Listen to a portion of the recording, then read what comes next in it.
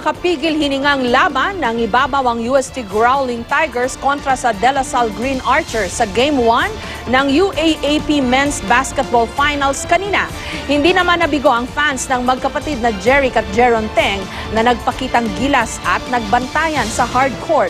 Live mula sa Quezon City, may report si Bam Alegre at meron siyang paandar. Bam? Jessica, mamaya makakasama natin ang magkapatid na Jeric at Jeron Teng. Samantala, inabangan nga ng marami ang paghaharap ng UST at ng La Salle sa Game 1 kanina at hindi nag-disappoint ang laban na yan. Narito ang ulat.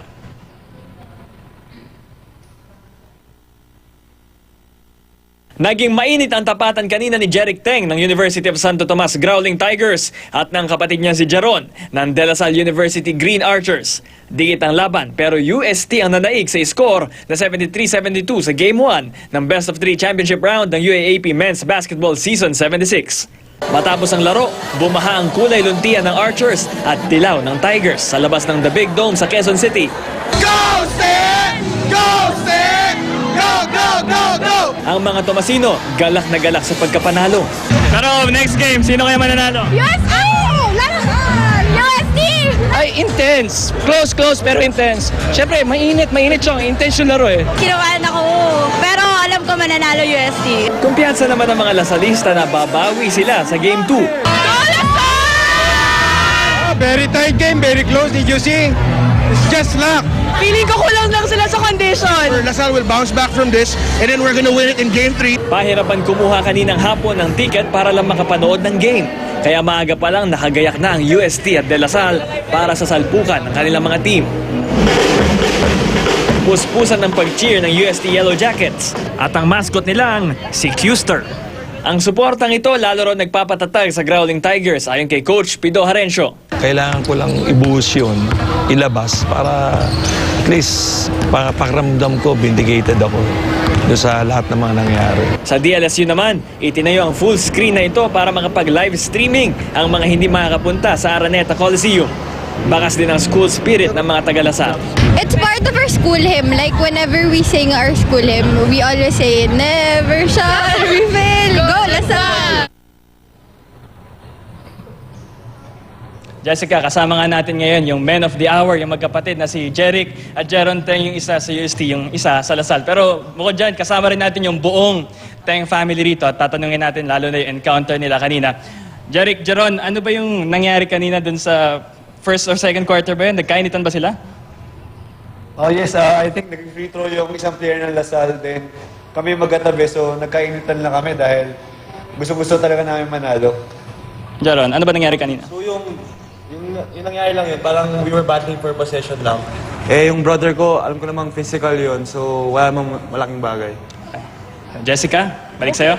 Hindi ako nakapanood kasi nag-newscast tayo sa 24 pero ang pagkakakwento sa atin Jeric, Jeron, tama kaya ito. Nagkatulakan daw kayong magkapatid, sabi ni Mark Zambrano, tama ba 'yon? Opo, tama po yun, Ma'am Jessica. Nagkainitan kasi kami and wala lang naman, talagang gusto lang talaga namin manalo. Pagka ganun, kay magkapatid o ano pa man, no? Pag ano ba yan, foul pa rin? Ma'am Jessica, foul pa rin yung gano'n. Okay. Bakit naman sa dinami-dami ng players on both sides, bakit naman kayo pa ang pinagtapat? Talaga bang ganun yung mga coach nyo? Hindi, at that moment lang talaga magkatabi kami. Tapos, re-rebound sana kami ng bola, nagkainitan nga kami ni Jeron. Ikaw ang team captain, Jeric. Ano bang position mo? Forward ka ba? Forward Ano ka po? ba? Sorry po. Forward ka ba o center o guard? Shooting guard po. Shooting guard. Si Jeron naman, Jeron, anong position mo naman sa inyong team, sa La Salle? Shooting guard din po. Shooting. Oh, pareho ka pa kayo. Bakit naman ganon? Pareho pa kayo. Ganun po talaga kasi medyo magka-height po kami. So, hindi po talaga maiwasan yung magbantayan talaga po kami sa game. Okay. Si Mami, wala hong gera sa sa pamilya niyo ngayong gabi, obviously. You're all together. Mami, wala bang gera daw hong sa gera. pamilya ninyo? Ay, wala po, Ma'am Jessica. Pwede pong malaman kanino po kayo nagpustahan? Division lang po. Mami, kanino kayo kumampe? Sa UST o sa Lasal? At si Daddy Alvin Teng, basketball player din po siya. Ano? Kanino ho siya, may kampihan po ba sa pamilya nyo, Mami? Kanino daw po kayo kumampi, ma'am, kanina? Kasi kayo rin, Sir Alvin, kanino daw po kayo kumampi nung laban kaninang Game 1? Wala ho kaming kinampihan. Actually, dun sa upuan lang, tig-dalawa. Pero wala ho, neutral.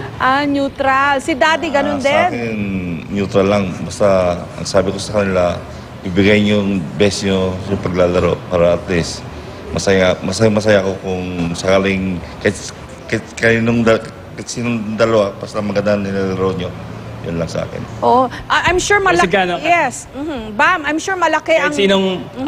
Malaki ang papel na ginampanan ni Daddy Alvin kung bakit nauwi rin sa basketball itong kanyang sina Jeric at Jeron. Tama ba? Sir Alvin, malaki daw po ba yung naging influence nyo sa mga anak nyo kung bakit nagbabasketball din sila ngayon? Siguro dahil actually, narinig nila yung daddy na naging XPP tumagal. Parang inabanggit na RoboCop nga. Dapat RoboKid din kayo. Mga anak na yan, RoboKid, ano ba? Namin, Terminator, hindi ko alam eh. Paano ho yan Nakakatuwa naman. Paano ho yan sa game 2? Wala pa rin pustahan, neutral pa rin po yung pamilya. Yung mga yung mga kapatid na babae, Bam, walang pustahan? Ma'am, sir, mga ma'am, no? Sa Game 2 ba, wala pa rin pustahan? Neutral pa rin ba tayo? Neutral pa rin naman. Basta, yeah, neutral pa rin. Ang hirap ng Jessica, pamilya. kung babalikan natin na si Sir Yes. Alvin Teng, dating PBA player na nickname niya RoboCop. Jessica? Ang hirap nung katayuan nila pero masaya. Kasi may game 2 pa, baka may game 3 pa pero kung siguro tama ba Jeric, pag ikaw ang masusunod, dapat hanggang game 2 na lang. Pero pag si Jeron naman ang tatanungin, sana meron pang game 3 pag sila nanalo next game, di ba? Ako, Ma'am Jessica, sana matapos na nga sa Saturday. Jeron, papayag ka ba doon na matatapos na daw sa Sabado? Hindi po. Aabot po ng Game 3. Sana po. Hindi kayo nagkakapikunan sa bahay? Walang kantsawan? Hindi naman po. Talagang brotherly competition lang talaga.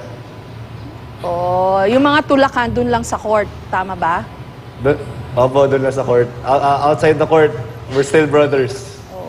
Maraming salamat po sa pamilya Teng and Daddy and Mommy and the sisters. Congratulations. Dahil kahit ano pa mangyari, meron na kayong magiging kampiyon sa UAAP.